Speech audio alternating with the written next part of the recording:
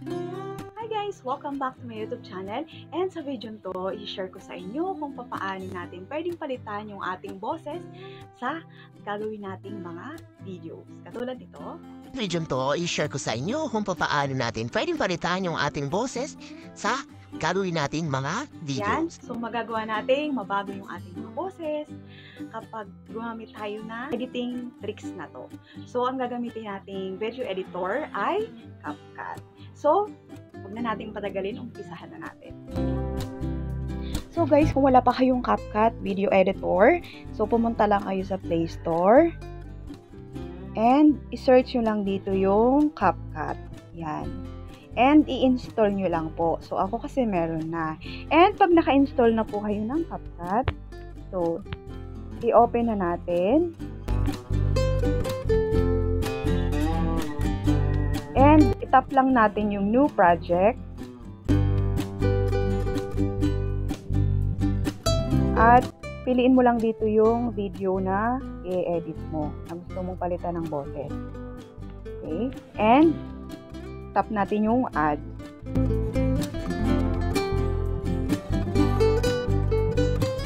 So, and pag plinay natin, ito i-share ko sa inyo kung paano. So, ito yung natural na boses ko.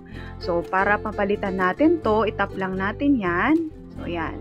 And dito sa may baba, swipe lang natin at piliin natin yung voice effects. Tap natin yan.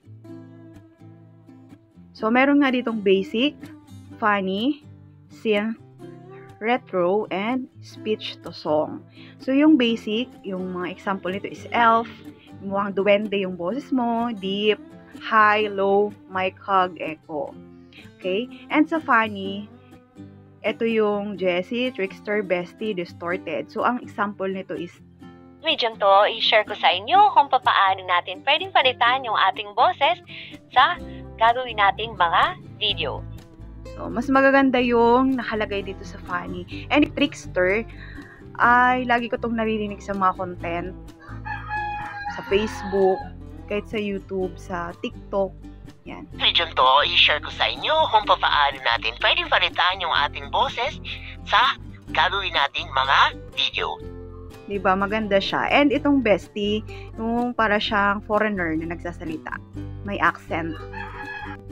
Yan. Video to, i-share ko sa inyo kung paano natin pwedeng palitan yung ating boses sa gagawin nating mga videos.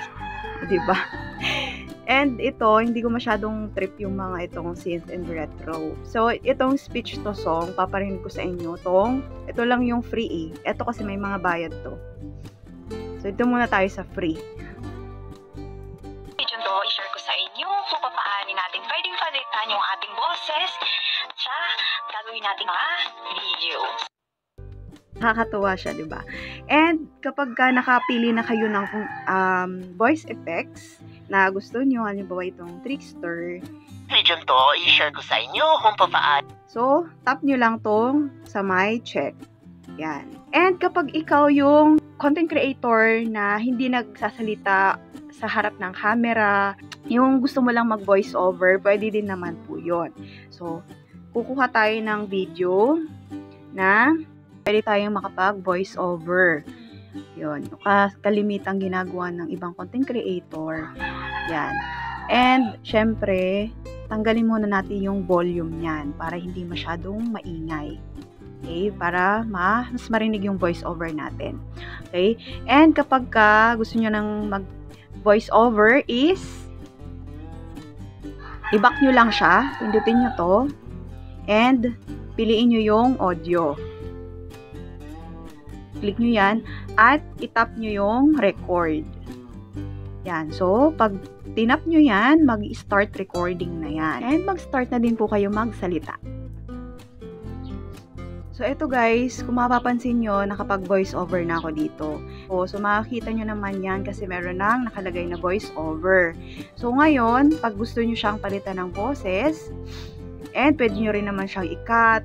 So, ganyan. So, yan. Kasi makikita nyo dito kung nandito ito yung boses nyo, ito yung wala kayong sinasabi, flat yan, flat yung line. Yan. Ito, so yan. Pag tinap nyo siya, meron dito yung voice effects din. So, katulad din kanina, pwede nyo siyang palitan ng boss. Halimbawa, ito sa My Elf.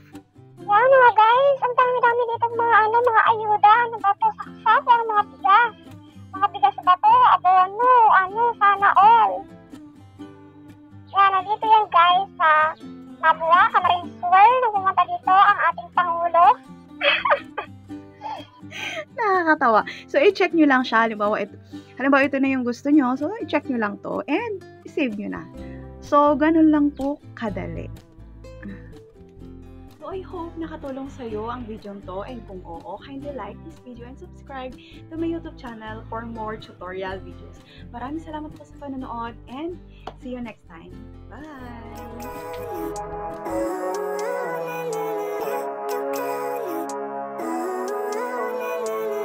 Living life every day